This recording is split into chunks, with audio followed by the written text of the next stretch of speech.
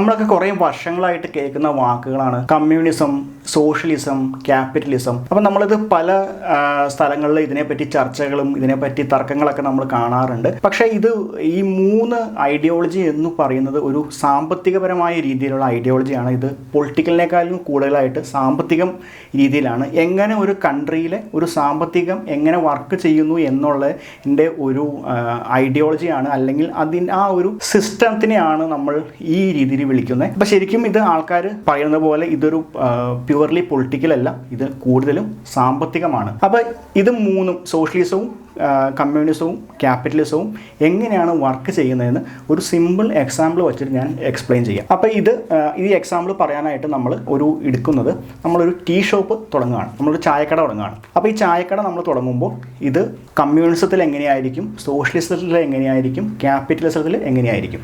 അപ്പം 3 എക്സാമ്പിളും പറയാം.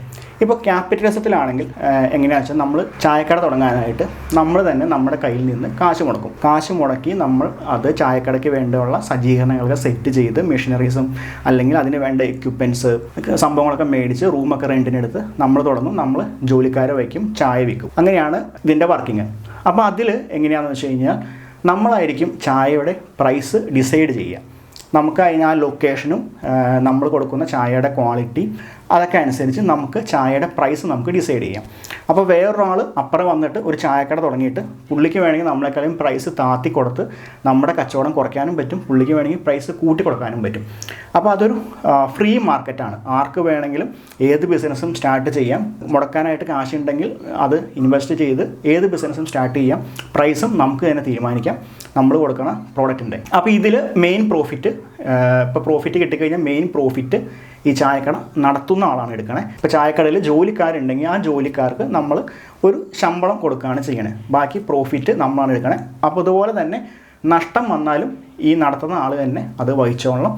മറ്റേ ആൾക്ക് സാലറി ആയിരിക്കും, നമ്മൾ ഡിസൈഡ് ചെയ്യുന്ന സാലറി ആയിരിക്കും. അപ്പോൾ ഈ സെയിം ചായക്കട തന്നെ നമ്മൾ സോഷ്യലിസത്തിൽ നടത്തുകയാണെങ്കിൽ എങ്ങനെയാണെന്ന് നോക്കാം. സോഷ്യലിസത്തിലാണെങ്കിൽ നമ്മൾ ഇതേപോലെ തന്നെ ചായക്കട നമ്മുടെ കയ്യിൽ നിന്ന് കാശെടുത്തിട്ട് നമ്മൾ ചായക്കട ഇൻവെസ്റ്റ് ചെയ്ത് തുടങ്ങണം.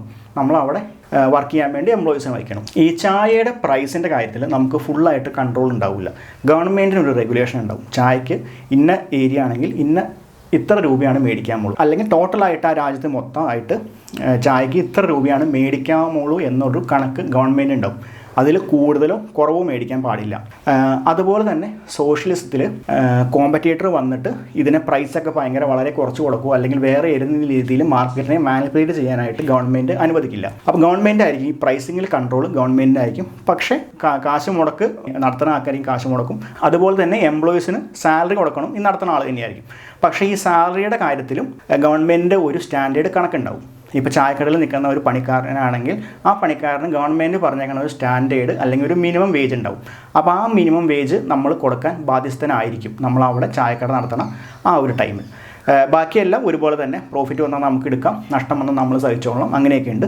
പിന്നെ ചില കേസുകളിൽ എന്താണെന്ന് വെച്ച് കഴിഞ്ഞാൽ നമ്മൾ മേടിക്കുന്ന റോ മെറ്റീരിയൽ ചിലപ്പോൾ ഗവൺമെൻറ് സബ്സിഡി നൽകും. എന്താണെന്ന് വെച്ച് കഴിഞ്ഞാൽ ഈ ചായയുടെ പ്രൈസ് ഒരു മിനിമത്തിൽ കീപ്പ് ചെയ്യാൻ വേണ്ടി ഗവൺമെൻറ് ചിലപ്പോൾ നമുക്ക് ചായപ്പൊടിക്കും പഞ്ചസാരയ്ക്കൊക്കെ സബ്സിഡി തരും. അപ്പോൾ അങ്ങനെ നമുക്ക് അധികം നഷ്ടമില്ലാതെ ആ ചായ ആ ഒരു പ്രത്യേക പ്രൈസിൽ വിൽക്കാനായിട്ട് പറ്റും.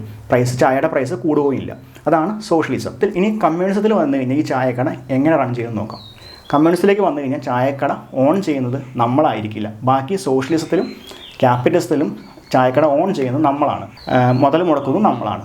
മറ്റേതിലേക്ക് വന്നു കഴിഞ്ഞാൽ ചായക്കട ഓൺ ചെയ്യുന്നത് ഗവൺമെൻറ് ആയിരിക്കും, ചായക്കട ഇടുന്നതും ഗവൺമെൻറ് ആയിരിക്കും, അതിലേക്ക് മുടക്കുന്നതും ഗവൺമെൻറ് ആയിരിക്കും. നമ്മളത് നടത്താനായിട്ട് പോകുന്ന ഒരു നടത്തിപ്പുകാരൻ മാത്രമായിരിക്കും. ജോലിക്കാരും ഇതേപോലെ തന്നെ ഗവൺമെൻറ്റിൻ്റെ കീഴിലുള്ള ജോലിക്കാരായിരിക്കും. നമ്മൾ അതിൻ്റെ ഒരു ഗവൺമെൻറ് എംപ്ലോയി എന്നുള്ള രീതിയിൽ ഒരു നടത്തിപ്പുകാരൻ മാത്രമായിരിക്കും. ഇതിൻ്റെ പ്രൈസ് ഗവൺമെൻറ് തീരുമാനിക്കും, റോ മെറ്റീരിയലിൻ്റെ പ്രൈസ് ഗവൺമെൻറ് തീരുമാനിക്കും, എല്ലാം ഗവൺമെൻറ് ആയിരിക്കും തീരുമാനിക്കുക. അപ്പോൾ നമ്മൾ ഈ റോ മെറ്റീരിയലിനെ പറ്റിയോ സാലറിനെ പറ്റിയോ ഒന്നും വറി ചെയ്യേണ്ട ആവശ്യമില്ല. ഇതിൻ്റെ ഫുൾ ചിലവ് ഗവൺമെൻറ്റിലേക്ക് നടത്തുക.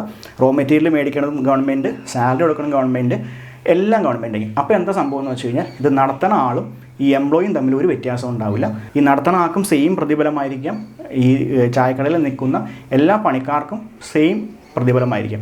അവിടെ മുതലാളിയും തൊഴിലാളിയും ഒന്നുമില്ല. ആര് പണിയെടുത്ത് കൂടുതലെടുത്താലും ആര് പണി കുറവെടുത്താലും എല്ലാവർക്കും സെയിം പ്രതിഫലമായിരിക്കും. ഇതാണ് കമ്മ്യൂണിസം. അപ്പോൾ നമ്മൾ നോക്കിക്കഴിഞ്ഞാൽ ഈ ഫുള്ളായിട്ടുള്ള ഈ കമ്മ്യൂണിസം പരിപാടി ഇന്ന് ലോകത്ത് ഇല്ല, എങ്ങുമില്ല. അത് പല സ്ഥലത്തും അപ്ലൈ ചെയ്ത് അത് ഫെയിലായി പോയ കാര്യമാണ്. ഇപ്പോൾ നമ്മൾ നോക്കുകയാണെങ്കിൽ എല്ലായിടത്തും ക്യാപിറ്റലിസം തന്നെയാണ് എല്ലായിടത്തും കൂടുതൽ. നമ്മളിന്ന് ജീവിക്കുന്ന ലോകവും ക്യാപിറ്റലിസമാണ്. പിന്നെ നമ്മൾ ഇന്ത്യയിലൊക്കെ എടുക്കുകയാണെങ്കിൽ അത് കുറച്ചും കൂടി ഒരു സോഷ്യലിസം ഉണ്ട് എന്ന് വേണമെങ്കിൽ പറയാം. ഈ പ്രൈസിങ്ങിൻ്റെ കേസിൽ ഗവൺമെൻറ് കുറച്ച് കൺട്രോളൊക്കെ പല സെക്ഷനിലും ഉണ്ടായതുകൊണ്ട് ഫുള്ളായിട്ട് നമ്മൾ US ഒക്കെ പോലെ നമ്മൾ ഫുള്ള് ക്യാപിറ്റലിസ്റ്റാണെന്ന് പറയാൻ പറ്റില്ല. ക്യാപിറ്റലിസത്തിൻ്റെ ഒപ്പം സോഷ്യലിസം കൂടെ മിക്സ് ചെയ്താണ് വേണമെങ്കിൽ ഇന്ത്യയിലെ ഒരു രീതി എന്ന് വേണമെങ്കിൽ പറയാം. അപ്പോൾ എന്താണ് നിങ്ങൾക്ക് ഇതിനെപ്പറ്റിയുള്ള അഭിപ്രായം?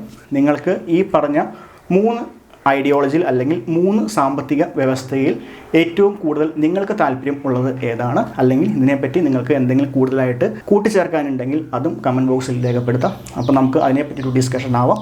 അടുത്തൊരു വീഡിയോ ആയിട്ട് വീണ്ടും വരാം. താങ്ക്